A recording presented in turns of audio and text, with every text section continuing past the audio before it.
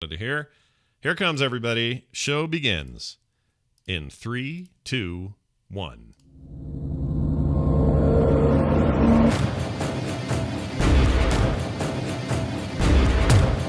This is the World of Warcraft podcast, so you don't have to. You're listening to The Instance.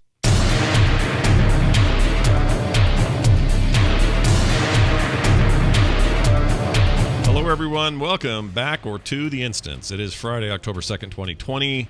We are back with a brand new show. The show's not delayed, but the game we talk most about surely is. We'll get to that in a minute. Before that, though, welcome to the show, Mr. Garrett Weinzierl. Hello, Garrett. As the great poet Mark Hoppus once said, we are the kings of the weekend. We truly are. And here we are to begin it. Hopefully, we're the beginning of many great weekends. Y'all going to play WoW this weekend? Are you going to play it even though you're like, oh, man, I'm not getting my game as soon as I wanted? Like, how do you feel? I am not, Scott. I'm going to tell you bold-faced truth right now. I'm not playing WoW this weekend. Star Wars Squadrons is out and Warcraft ain't got jack shit going on. Oh, I forgot that was today. That means you went and bought. Well, I guess you can get it on. Where do you have to get that if you're playing on PC? You got to go to Epic. I think it's available like everywhere. I know it's on Steam. Oh, it's on Steam, is it? And this is not smack talk about Warcraft. They'll get there when they get there. Yeah, like it's fine. You can play other games, people. It's totally fine. It's healthy. I recommend it. Sure. It's. I'm not a doctor, but it is Garrett recommended. Some people somewhere are playing BFA right now and having a ball, and I am hats off to those people. Except I'm not taking my hat off. I'm leaving it on. I'm just, it's fine. I'm just personally done. I'm ready for new things. Me too. Let's do it. But we're going to wait a bit, and we'll talk about that in a minute. But first, these side quests. All right, we have some news from the Diablo 4 team this week. I want to get this one out of the way early. They laid out some details of their quarterly update, or in their quarterly update. They've been doing this thing now for, what's it been, 3 quarters? Whatever it is. It feels like about 3 updates or so. And they tend to lay out a bunch of system. Number 3, yeah. Yeah, exactly. They'll lay out a bunch of system stuff and talk about, changes they've made in the last time that we spoke and that sort of thing. And really, it's the other big game that Blizzard's working on that everyone's kind of got their eye on right now. Sorry, Overwatch 2 people. That game's coming too, but no one's really talking about it. So we thought we'd bring it up here. This update seems to focus mainly on big changes to itemization in the game, legendary item power, class power balances, that sort of stuff. And they talk a little bit about end game progression. We're not going to get into all those details. This is not a Diablo-focused show. But I wanted to talk about one big noticeable and notable change is the structure of the talent tree. It's very different than what we've seen previously from Blizzard. What we saw at BlizzCon in particular was a very traditional Blizzard thing, which was sort of long rectangle UI interface with some squares and boxes that when you tick, they branch to another box, and you can maybe tick those and some beneath those. And then, kind of your traditional, even all the way back to the second game in the series, Diablo 2, had a very similar structure. Diablo 3, the way it worked with runes was not that different than that. What we have now looks a lot like, to some of you, I don't know, Path of Exile players out there, this might look like like something you're used to. I think it looks like kind of a holy mess at the moment, and I'm a little not super stoked about the complexity of it. They went out of their way to state this is not final, that this is very much alpha. In fact, in big, fat, bold words at the bottom of this graphic, it says pre-alpha in development content, and then in all caps, not final. So they want you to know that this is not final. But Garrett, look at these trees. Like, are you? I mean, it's a literal tree. It is a tree. It's literally a tree. Yeah. It's a little bonkers if you're asking me, I think. I see where you're coming from, Scott. Yeah. And as someone who spent 4 years getting a degree in art and spending a decent amount of that time with graphic design and making things legible and putting a lot of emphasis and care into making sure alignment and sizing and spacing and all of those things makes for an enjoyable viewing experience. I want to throw all of that out the window and just say that I weirdly like this, even though it breaks every rule about legible design known to man. Well, I mean, look, the primevals are chaotic. Why not be a little chaotic with your talent tree. It's messy in a way that I like. Like I don't know. I kind of dig it, man. I need to see it. I need to see it in actual functioning, working. Like I feel like this is once again going to be a thing, unless they change something drastically about it, where you're never going to go by just your instincts. You're going to go look up a guide and go, well, what are we min-maxing this week, and what do I choose on this tree now? And I hate that. I wish there was more. And maybe it's impossible. Video games are this way. Everyone min-maxes no matter how simple or complicated your talent tree is. But I don't know. I just wish it was more like, oh, yeah, look at that tree. I'm going down that branch. Oh, yeah, I'm going to do that. Like right now, looking at that, chat room, you can see it. People at home are going to have to look this up. But none of that tells me anything. That just says some of the bluer stuff's probably magic. Guessing fire's involved with the orange ones. And maybe that one's lightning. I don't know. And there'll be tooltips and all that. So it's too early to say, and I'm trying not to judge too harshly this early, but it's a little chaotic. And you like it. You're into it. I kind of dig it. Yeah. It looks like an overly complex board game from the 90s, and I'm kind of into that energy. Well, I got good news for you. If I don't know, I don't want to get lost in the weeds of all of the different types of players that are out there, but because we try and speak generally for the speed of conversation, but not everyone plays the min-max. No. I think it was 2 weeks ago. We were talking about something. Man, I think it was even further along. Anyway, a previous episode of the Hero Show I was doing with Kyle. Kyle said, and I thought this was one of the most brilliant things this man has ever uttered. We were talking about min-maxing and the concept of value. And Kyle, broke out of Heroes of the Storm for a second to say, something dies in a card game player the day that they learn about the concept of value. I was like, damn, man, that's deep. That is deep. And I think he's right. I think not everyone needs to play Diablo to min-max. That's not why I play Diablo. Right. It's also why I don't play, when I do play, CCGs or card games or whatever, Battlegrounds and Hearthstone, I'm less concerned about what the meta is, and I just want to have a good time. If I'm having a good time, I'm okay. So I'm one of those people that doesn't care as much about meta, but I'm also one of those people that in the back of my head, there's a little voice whispering to me the whole time that maybe I'm doing it wrong. You know what I mean?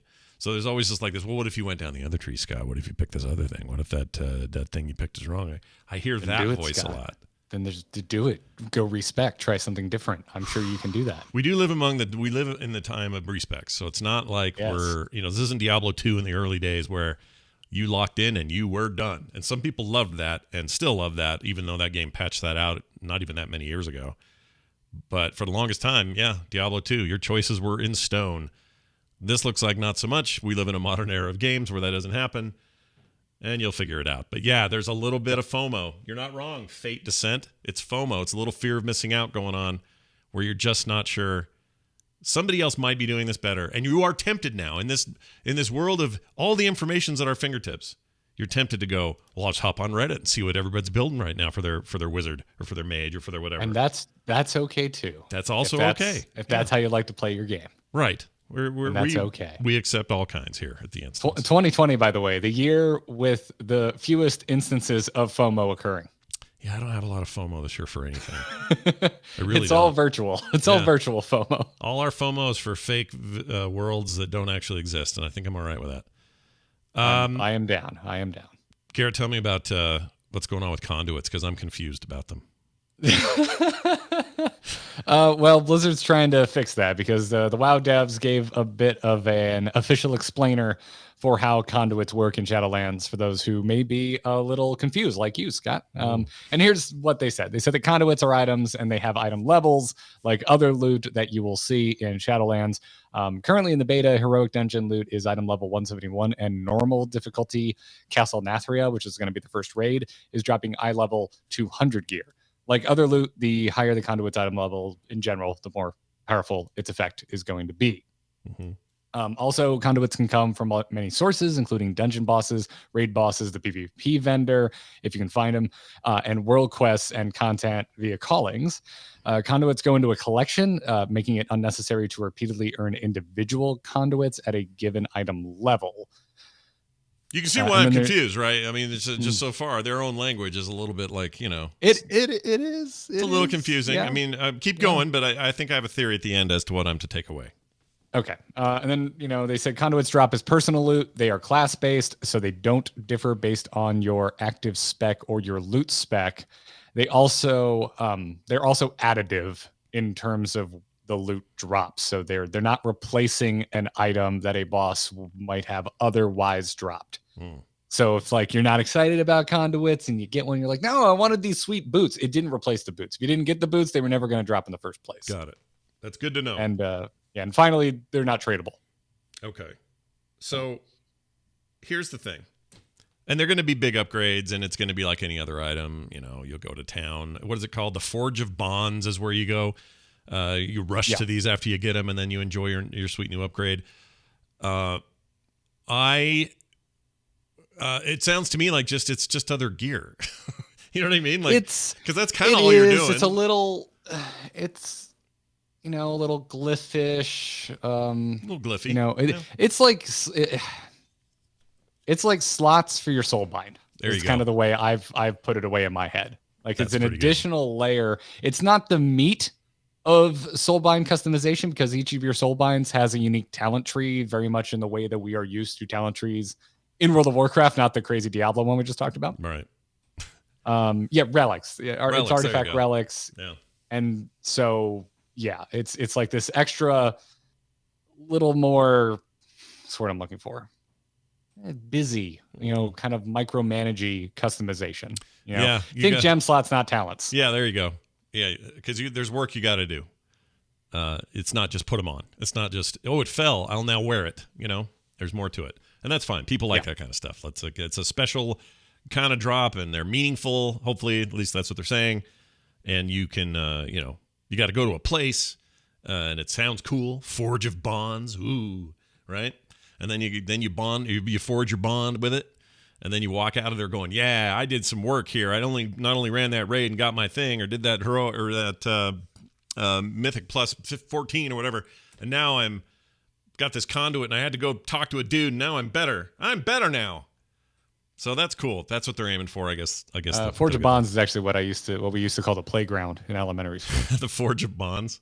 Nice. How many bonds did you forge in said playground? Did it work out? I feel like I got like 3 friends I still keep in touch with. Okay. That's not bad. Yeah. From elementary. Geez, I don't talk to anybody from elementary school. That's what happens when you go to Catholic school and you're stuck together for like 11 years. Oh, yeah, that's right. I forgot you had to go. That'll happen. Yeah. You'll never see me in a blue polo again. Never see me in a polo again. No polos? Really? No polos. Absolute most detested item of clothing on earth. We should make you a t-shirt that says no polos in giant blocky text. I think that's and if you could read it like Edna from The Incredibles, that would be great. That'd be great. Yeah. That sounds good to me. All right. There's that. Not a lot else going on this week except this.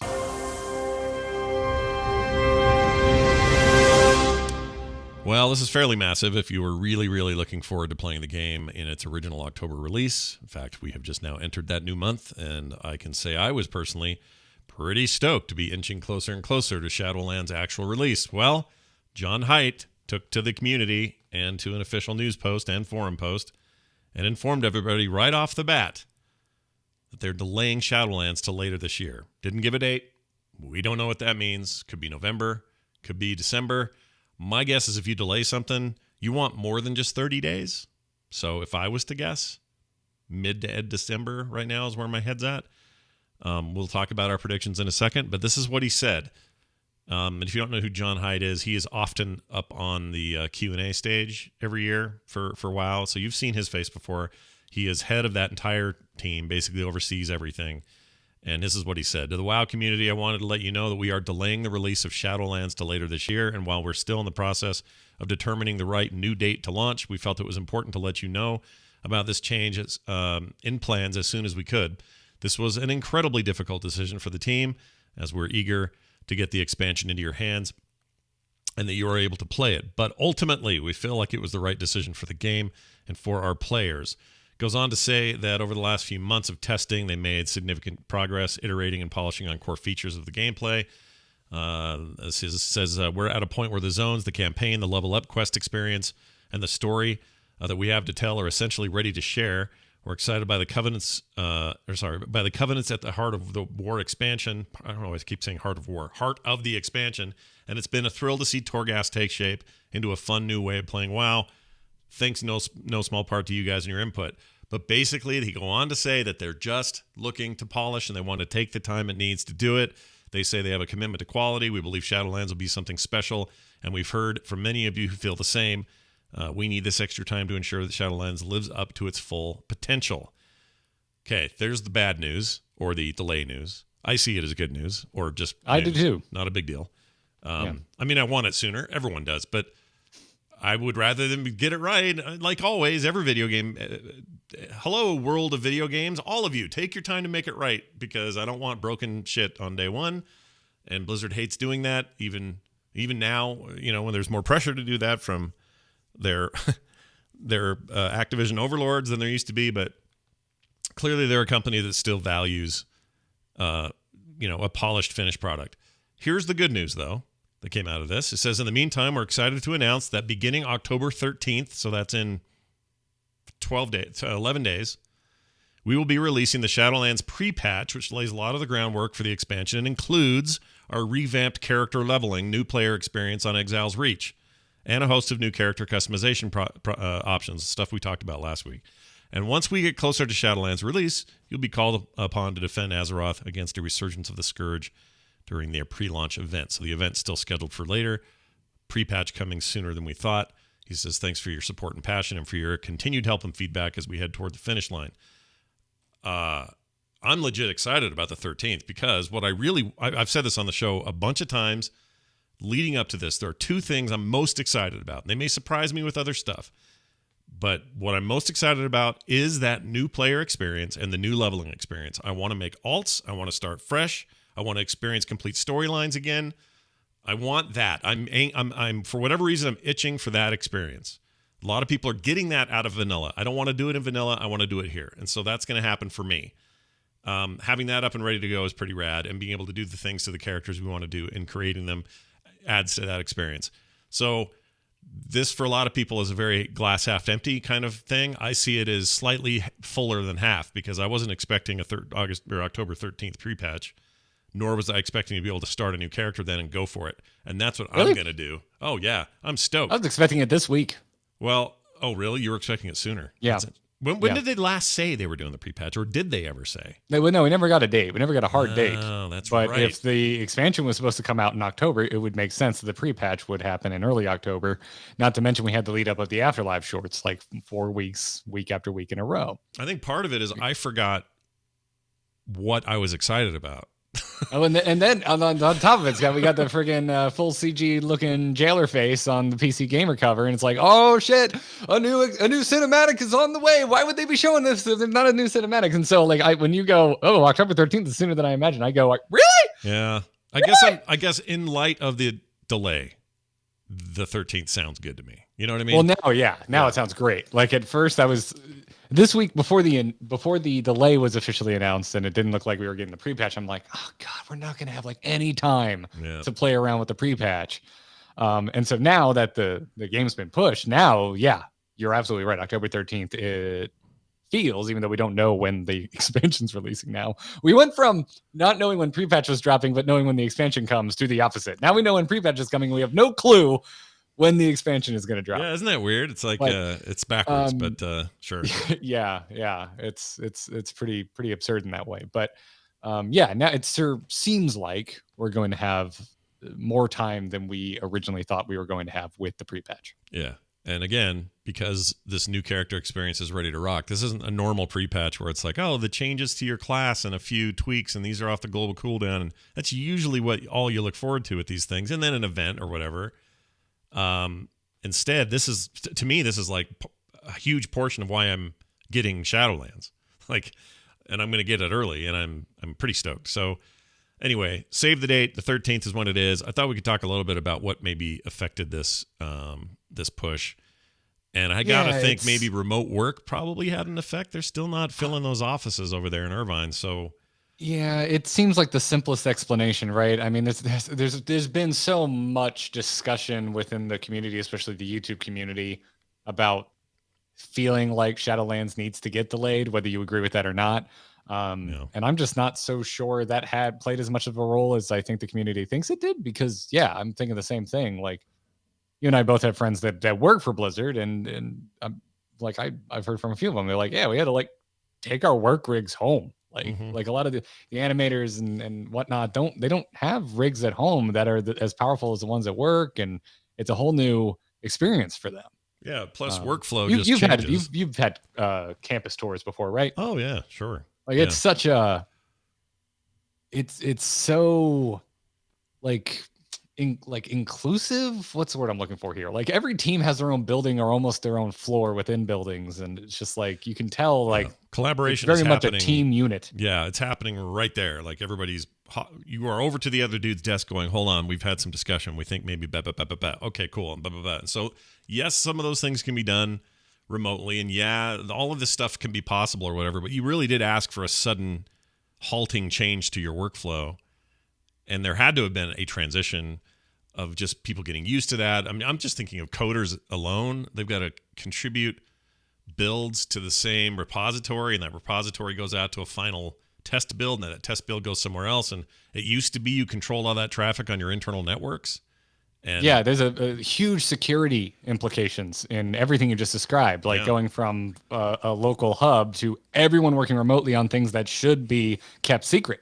Right. And having that accessible to everyone that needs to have access to that material. Like there's a lot of angles that I don't feel gets talked about. Because like people are joking in the chat room, and like it makes sense. Like, hey Blizzard, you guys have internet, right? Like, yeah, that's funny, haha. But like at the same time, like there's big like very specific technical concerns, but also it is just a big change of habit for these teams. Like, I've worked from home since January 2016 is how long I've been working for myself from a home office. And so I'm a big proponent of working remotely, but I don't expect teams of 50 to hundreds of people to just like have that plug pulled and just be like, oh yeah, this will go so smoothly and nothing will slow down at all. Yeah, also this other thing happens where, so I've been doing it since 2009, and I remember the first thing that happened to me was I looked at my schedule differently and went, well, wait a minute, now my day job is this, and it's in theory 8 hours, right? But not really. Like I'll go as long as I need to because I don't have somebody yelling at me. And even though these guys have bosses, and even though there's management and middle management and certain rules and all of that, and I don't know what all of them are within Blizzard, but it's just a different dynamic. You're not commuting to a thing, doing a thing, and then leaving. You're just sort of always doing that thing. And I don't think you can stress enough the security issues. Video games, the industry itself is so prone to leak problems, and they really fight against having leak problems. They have incredibly tight security when it comes to their network infrastructure, and I'm sure they had to deploy all sorts of VPN solutions and I don't know what all, just to make that work at some base level of security. And then on top of all of that, you have all the creative concerns about, well, our desks used to be together, but now we're just hearing each other on this stupid Zoom call. And also your Wi-Fi's down for some reason. And well, I guess I can't contribute that stuff to this repository tonight because the internet's down. We don't know why. Well, there's a fire over the hill and we might get evacuated. Like, I'm just throwing out hypotheticals here, but they're pretty real ones. And like Scott, everything you in missed life, the most obvious one that definitely doesn't happen to me on an almost daily basis, which is the dog just threw up. Yeah, right, dude. My dog barfed this morning. Thankfully, I don't work at Blizzard, and it didn't contribute to the delay of Shadowlands. But yeah. So I have to imagine that's a part of it. But also, I mean, John Haidt literally mentions polish and balance, and so doesn't get specific. I think that's by design. I think this messaging probably was looked over with a fine-tooth comb because they don't want to overpromise. Right. But I'm sure there's just a real concern that some of the pieces of Shadowlands are not as successful as the team would hope. Yeah, and also at the end of BFA, I really believe this, no one is more tuned in to the problems that expansion experienced, especially in the older it got. Nobody wants to do right and do well with Shadowlands more, I think, than that team. They're ready to truly do something special for the franchise. I want to tease you and say, no, Scott, I think the Diablo team actually cares more about WoW success than the WoW They do. They made a giant burning tree of Teldrassil or whatever, and oh, that's what happened. That's where Teldrassil is being repurposed. Yeah, or as I always say, Tedrassil, because I can't stop doing it. Tedrassil? You forget the L? Yeah, Ted for sure. Well, the first L, I guess. There's more than one L. It's the Ted tree. It's the Ted tree. Every time Sylvanas talks about it, she's doing a TED talk. Thank you for coming to my TED tree talk. Exactly. It's all TED Talks.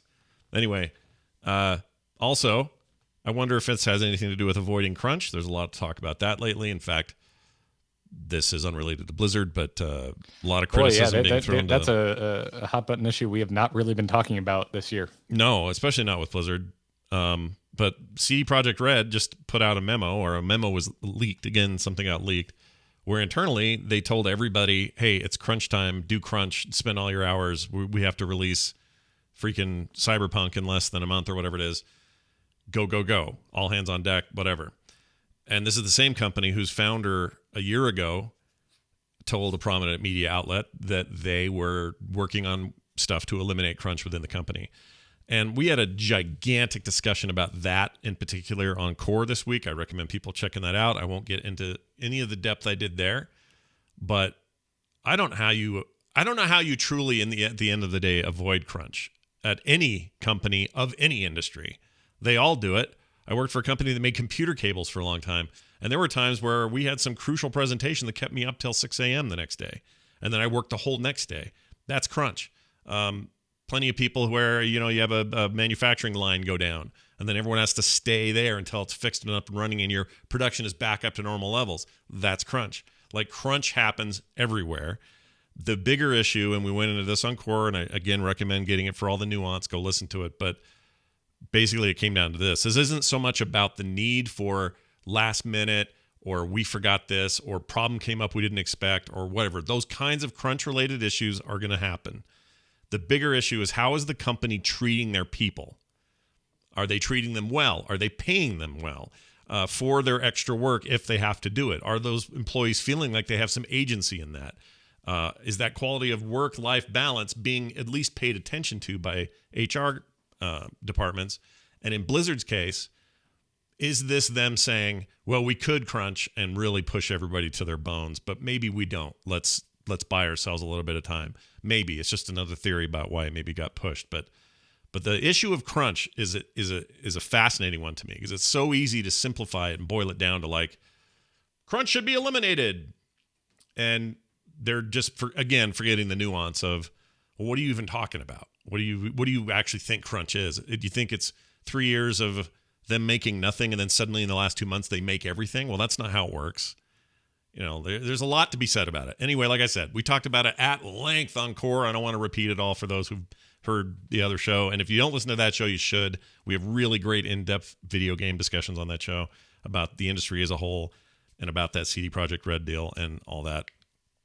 So go check that out. But maybe, Garrett, maybe they want to, maybe this is them saying, all right, well, we could kill ourselves, but let's maybe spread it out a couple of months and not kill ourselves. Well, I mean, they're not saying it at all.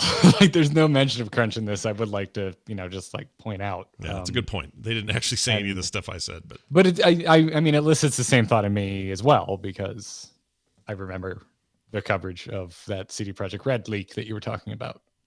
Right. And so, yeah, it is such a deep well of a topic. Yeah, you can go pretty far with it. My main takeaway from the other night was it's how you manage the crunch, not that you have it, because sometimes you have it and you can't help it. But how are you as a company equipped? What do you plan for? Like, how do you, since you know that's going to be a thing, are your employees well taken care of during that? Are you doing the best for them that you can? Are they getting the right kind of time off that they would need to counter that sort of thing? Like, just all those kinds of things. And because they're non-unionized and the industry is known for sort of cutting people loose, even with successful projects out, they don't have the best reputation. And it's still relatively young industry compared to, I don't know, the world of automotive, manufacturing or whatever. So yeah. I mean, it's a realism of the economy we live in. But yeah, it's like you're kind of you're starting to hit on the interesting part for me, which is like how much of it is an opt-in as opposed to a forced in. Like how much are they forcing it upon their employees with no additional pay or perks, right? Right. Because I'm the kind of person that when I think of crunch and what it looks like in my own life with my own work, it's not a thing that I necessarily look at as a negative, but that's because I am self-employed. Right. Like if I want extra money, Scott, I just work more. Right. I take on more contracts and it drains me, but there are times where I do the same. There's too many good. I'm lucky enough to have too many good things come across my plate. But that's not always the case. That's not always the behavior when you're working under a boss or a corporation. Yeah. Daniel J. Newman in the chat says hire contract workers. Duh. No, if you think they don't already, you're not following along. Yeah. You seen how many names are in the credits for a Blizzard game? Like that's a lot of in fact, I'm guessing more individual people as contract workers on an expansion of WoW than actual people in the company. Maybe they're just pure numbers wise. So no, we know that. We know about the contractors, and that's also another issue. Like, what are those situations like? How are they being treated as contractors? And I don't mean individuals necessarily, but an entire company. Their whole thing is to provide contract work for companies like Blizzard. It's just my main point is it's complicated. It is not just simple. Don't crunch or crunch is fine. There's a million little nuances all dancing around and they're having a party. So Yep. And stuff that is even outside of CD Projekt Red is on my mind because of like Dreamhaven's verbiage in their messages. It kind of seemed like they want to get away from that, but like let's see how realistic that is if they actually can. Even for them, where they're self-funding it, and in theory that affords them that opportunity. But like you said, let's see. Right? We'll have to see. One quick email that sort of applied to all of this I wanted to read real quick from Korgal on AIE Libertas on Earthen Ring, part of our extensive guild, says, hi, Instance Crew. Just heard about the WoW Shadowlands delay. This is going to affect me in a huge way. I work as a home theater salesperson at Best Buy and was planning on taking a week off as paid time off for the Shadowlands launch. With the delay, I can no longer take that time off because working retail, I cannot take off the months of November and December because of the holidays.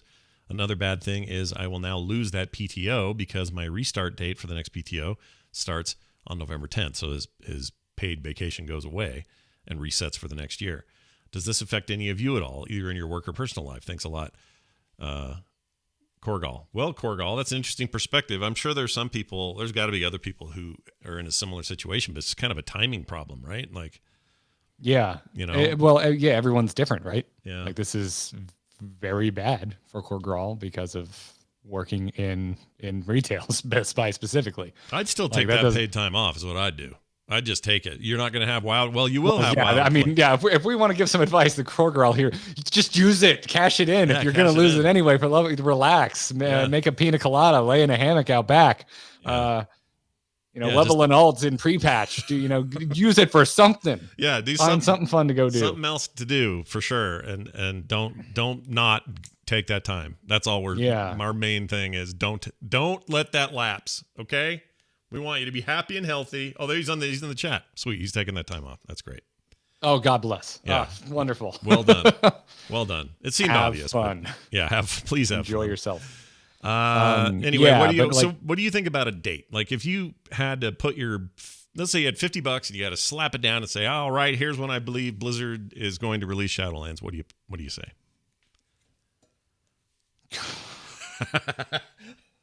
It's hard, right? Because they just if you've left it open. Yeah. If I were them, if I was thinking like someone who had a very big deliverable, and I just went through the very painful process of making the hard call on if we're gonna not hit our deadline or not, and we could leave it open, and we could say we're not gonna hit our deadline, and we don't have to give a new deadline. I'm taking as much time as I possibly can, so I would think December. Okay, but you think no way they push into next year?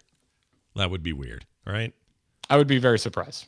I would be too. We've had a few people on Twitter replies in the last few days say, I think this gives them the opportunity to push it till like March. And I don't think so. I don't think so.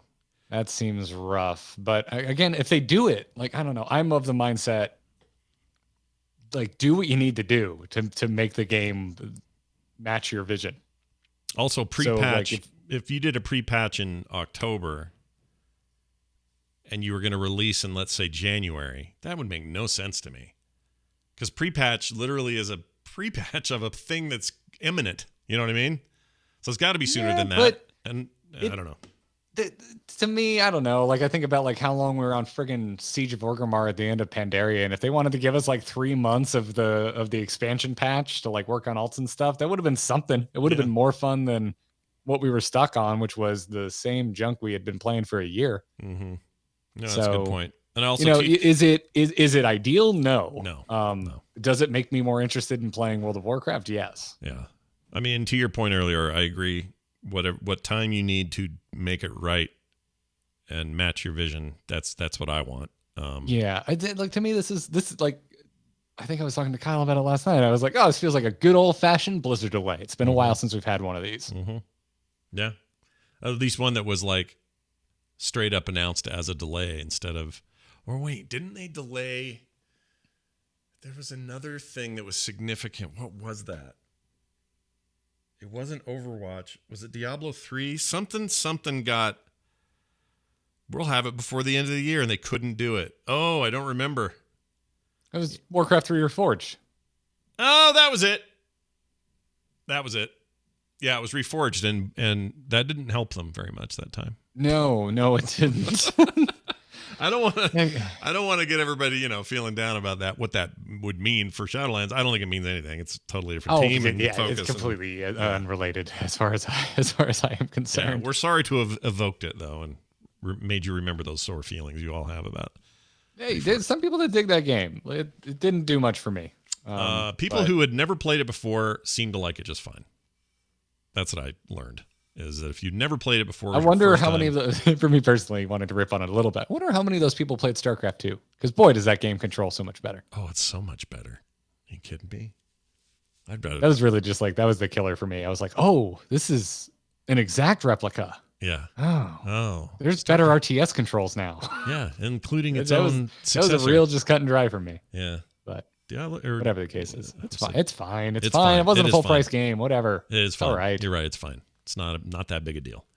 I mean, now I'm going to get in trouble for saying that. It was a big deal for a lot of people. We'll just say that. It was fine. We shall see, because we don't know, but soon we'll know. We hope. Now this. Time for no, they're not called that. Rapid fire questions. I keep wanting to call them quick fire, as if it's 2009 all up in here. It's not. That was 11 years ago. It's rapid fire questions, everybody. Where I Randy ask Jordan, can you give Scott your blessing so he can just start saying it, because I think he's going to call it that anyway. Maybe I am just going to do that, and he probably wouldn't care either way. Can we invoke the Randy Jordan? For me, it was just a courtesy to say, hey, I don't want to steal our old cool name. We'll give it something new. But anyway, we'll see if I keep screwing that up. We'll call it a Quick Fire Reforged. There you go. Quick Fire Reforged, delayed indefinitely, and you won't be happy when it comes out. All right, I'm going to ask a series of questions of Garrett, he to me, and they will be quick fire, which means, well, I already did it. There would be rapid fire, which means we don't have a lot of time to answer. You got to come up with the first thing that comes to your mind. Garrett, are you ready for your questions? No, but go ahead. All right, here it is. First one these all come from you people, by the way. All the people who sent these in, thank you so much. Zazlo, on Whisperin says, Blink-182's Enema of the State or Green Day's Dookie, which album is better and why is it Enema of the State? It's Dookie. I agree. Because without Dookie, we probably wouldn't have Enema of the State. Tend to agree. No, I don't tend to agree. I completely 100% agree with that. Also, Dookie's just... listen, I love Enema of the State. Dookie's a better album. It is a better album. But I also like American Idiot better than Dookie. But that I know I'm not... I may be alone in that. You're close. It's Alien Aliens. I would rather watch Aliens, but if I'm just talking about like which one is the better film, I think it's Alien, and that's how I feel about Dookie American Idiot. I listen to American Idiot more often, but I think Dookie has more musical value. Okay, all right, I like that. That's great. Someone says disgusting in the chat. Who was that? Chrissy. Ingsoon on Shadow Song says, "What NPC are you hoping to kill in Shadowlands, and why is it Nathanos?" I do not understand the Nathanos hate. I love Nathanos. I do too. I love to hate him though. Garrosh. Because Thrall is a kill-stealing bastard. Okay. So Garrosh. Well, how do you kill him again, though? We don't know how that works yet, do we?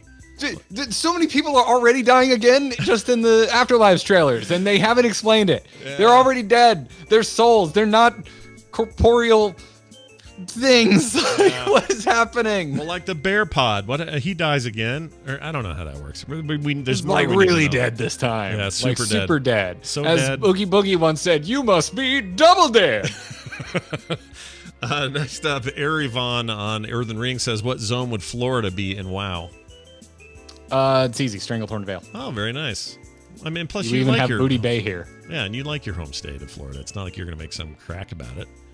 It's a fine state. It's like me. Like everything wants to eat you, and there's a bunch of drunk pirates running around. There you go.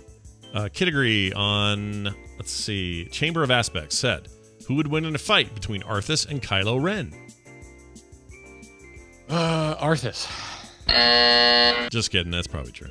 I don't know. Because it's like because Arthas is basically a copy paste of Darth Vader, and Kylo Ren is just a hot topic copy paste of Darth Vader. Yeah. Wow, it all comes back to the big old DV. All right, next up, Fernass on Sourfang. It's spelled Fernass, so I assume it's not Furnace, but Fernass. Anyway, Fernass says this: with the Shadowlands delay, will the jailer and Arthas have enough time to rescue Garrosh to form a singing group called the Three Terrors? What do you think of that? I hope so. That is the correct answer. Well done. I also hope so. Final question, sixth and final, comes from Kalefir on Dark Iron. It says, playable Night Elf Wardens or Blood Elf Spellbreakers. Choose one and the other will never happen ever. So know that when you choose one, you can't ever have the other. I would rather have the Wardens. I think I would too. That's some cool classic armor. I agree. Gotta have the Wardens. I think that is the correct answer. Now ask your questions of me if you would. All right, Scott. The Kunka wants to know, why is it not fun to play short races in WoW? Short races? Oh, I thought he meant, I was thinking like an actual race, like a mini game where you'd race against something. That's so stupid. He means like gnomes and freaking goblins. Okay, why is it no fun? Because they're tiny and dumb and they don't feel cool, so they're dumb. I said it. They're fine for story and having around and talking to an NPCs. I don't want to look at one running around all day. I just don't. Sorry. It's not because I'm 6'3". It's not because I've got heightist problems. Love all the short people in my life. But man. Now I'm just imagining Gazlo saying, "You owe me a 10-second car." Nice. I am too. At Misplaced Geek on Twitter asks, what's the best forest on Azeroth? Silverpine would be my pick because it's spooky and cool. Oh, it is spooky. That's a good choice, Scott. I wouldn't mind a redo of some of the janky trees in there and stuff, but you know, given my 2006 mind really loves that place, and I still do. It's also October now, so yeah. First off, wake up Billy Joe, and then second, embrace the spooky forests in Azeroth. Oh, by the way, I got chewed out yesterday, so I made that joke. Not that joke, but I'm like, all right, you guys, somebody go wake up Billy Joe Armstrong. It's September is ending. You know, ha ha ha. It's like a song, "Wake Me Up When September Ends." And so, you know, it's a joke everybody does. And then some girl yelled at me saying, "You're not allowed to make a joke about that. That song was written about his father's death, and I don't think it's fair that you memeify his grief or whatever." And I said, "What does Billy Joe say?" So I went over to his Twitter account. He makes jokes about it on Instagram every year. Constantly. And this year he had one that says, "Do not wake me up before September ends. Make it sometime in 2021. Like he's having fun with it. So get off your high horses and fight other people's battles that don't exist. All right, go ahead. If you want to have a fun, deep conversation about the meaning behind lyrics, that's cool too. But also, lead singer himself is making jokes about it. It's fine. It's okay. Calm yourself. It's all right. Go. There's no harm meant. Glixington on Twitter asks, "What would be in your skull-covered goblet, and why is it pina colada?" Oh my gosh.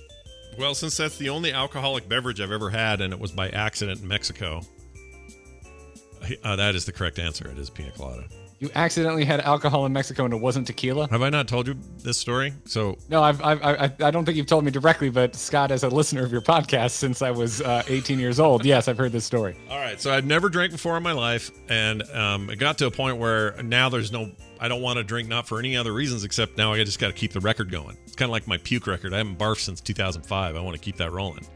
And so I don't want to drink, and it's not a problem. Well, it's funny how much those are tied together. I know.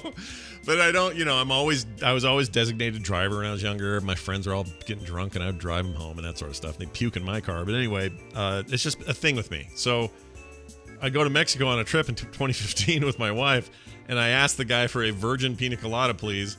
And he brought me this thing that just tasted so weird, and I didn't know what it was. I'm like, oh, well, that's just how they make them down here. And I just got a little, just kind of a weird taste to it. I said, you should try this. She tastes this. She goes, oh, that's totally got alcohol in it. I'm like, okay, well, now my record's broken because some dude screwed up. That sucks. But now I look at it this way. That wasn't on U.S. soil. That's my international record is broken. My national record holds. Boink. Or the closest I've come to breaking it here was I had some peaches once that I think were a little off. You know what I mean? Scott accidentally had prison wine. That's what we learned today on the instance. Also, I love rapid fire questions, long form story time. Yeah. Oops, that was Johnson. About as rapid as long sleep. That's just fantastic. Yeah. At Taz the Man wants to know which boss would you like to play as in WoW, and then also wanted to proclaim, "Woo! Quick fire questions are back." Which boss? Yeah, if you could play as a boss in World of Warcraft, which boss would you play as? So any raid, any dungeon. Answers could include Ragnaros, Arthas, or Michael Scott. Okay, I get what he's saying. So any boss. Oh geez, I don't know. Who's fun to play in Heroes of the Storm? That's a boss in World of Warcraft. Yeah, but they all get killed. Like, I guess that's the point, though. This is Shadowlands, man. It don't matter. Everyone is back. Probably Rag. Ragnaros? Yeah, Ragnaros is cool. Because even when you beat him, he's cool. Insects. And he's just so big. He's just huge. So big. And he's so big with the flames and the heat and the whatnot and the big gauntlets, and he's just a badass. So, yeah, I'm going with Rag. If your Ragnaros lasts for more than 3 hours, consult your major domo. Oh, very nice. That actually works in Firelands. Exactly right. At DM Porter 17 asks, Mario 64, Mario Sunshine, or Mario Galaxy? Galaxy out of those three. Sunshine's a close second. If you're talking about my respect for its groundbreakingness, then 64 stands above maybe all games. Like, that thing is a really important video game and changed not just platformers, but adventure style games, 3D games forever. So it has my full total respect. But which one do I want to sit down and play today? I'd want to play Galaxy again. It's the Dookie American Idiot thing all over again. Exactly. It's exactly that. Yeah. And I also don't want to catch... but here's the caveat. I don't want to catch the stupid star pieces things that are floating around you're supposed to get with a Wiimote, and now you use some other funky way of doing it on the redo. I don't want to do that at all. But I want to play those levels and those puzzles and get those stars, or moons, I guess they are. Are they moons? I think they're moons. That's what I want. Truthfully, though, if you're saying out of all the Mario stuff, what should I want to play again? I'm kind of in the mood for Odyssey again. I really liked Odyssey.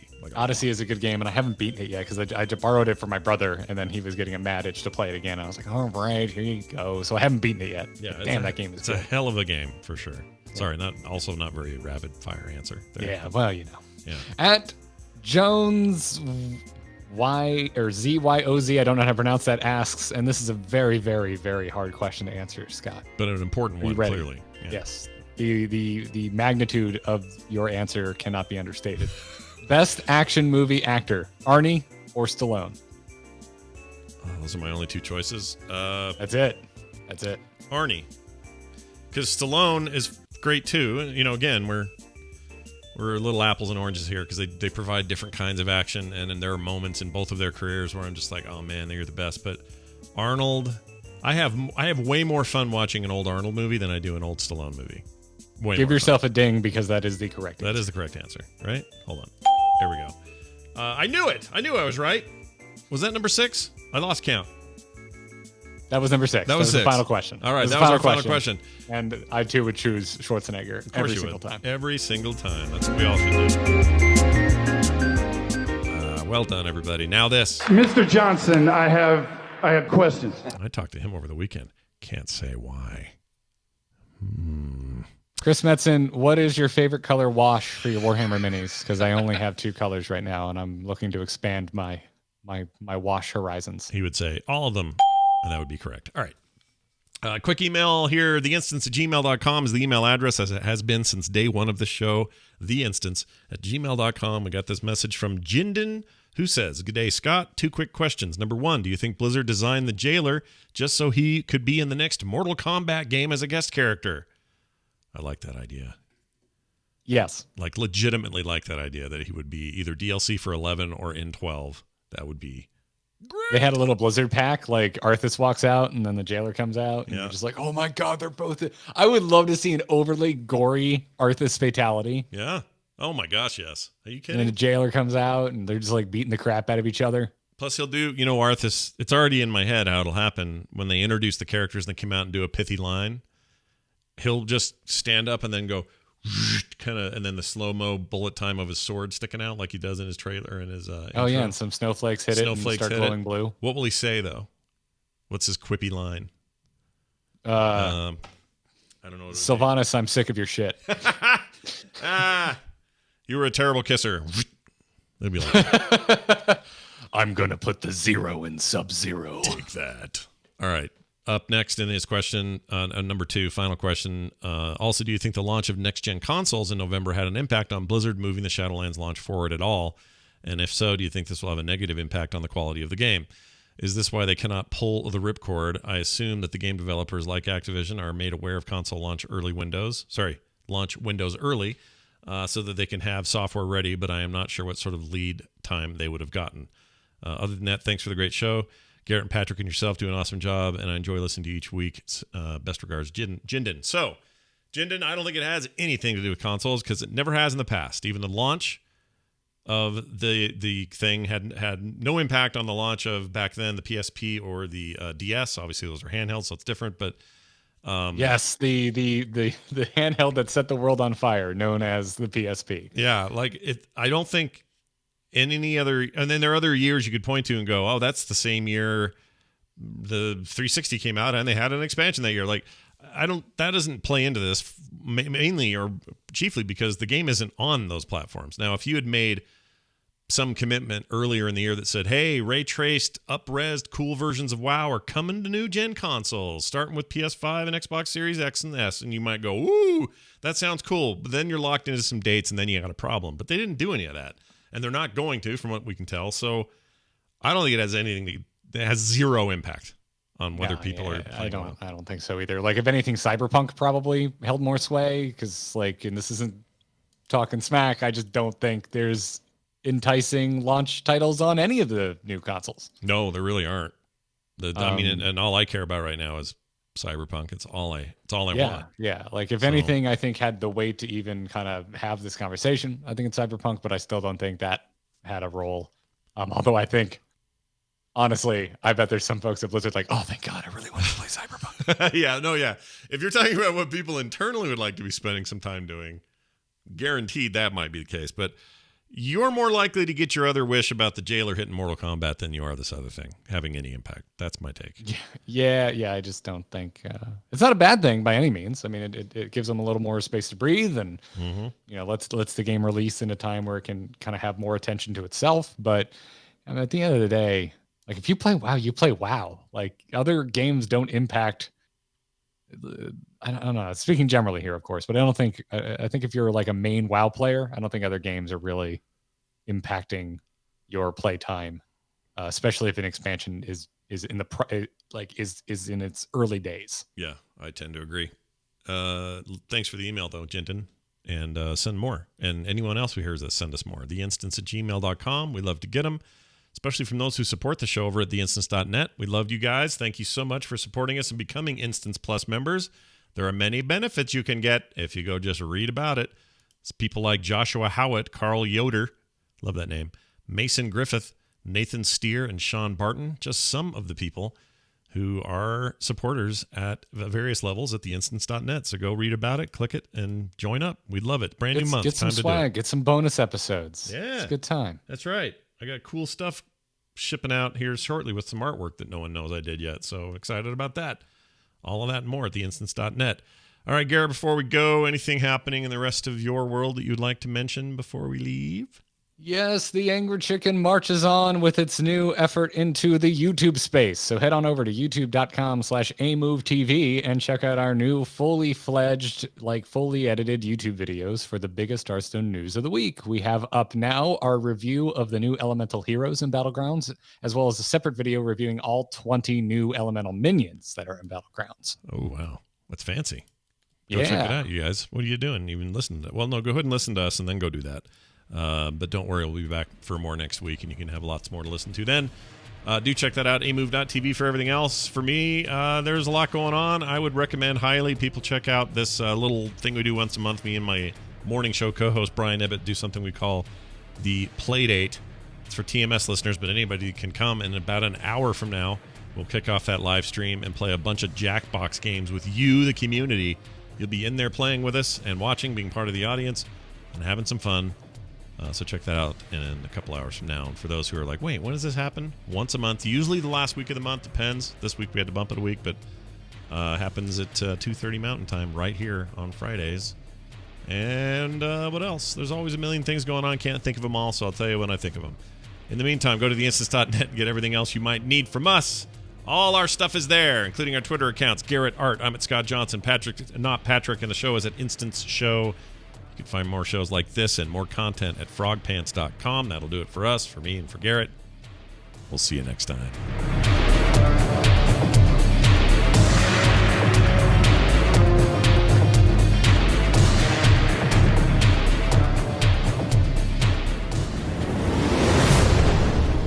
This show is part of the Frog Pants Network.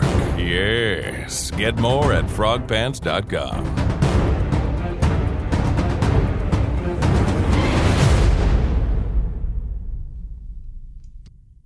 There you go. That was good.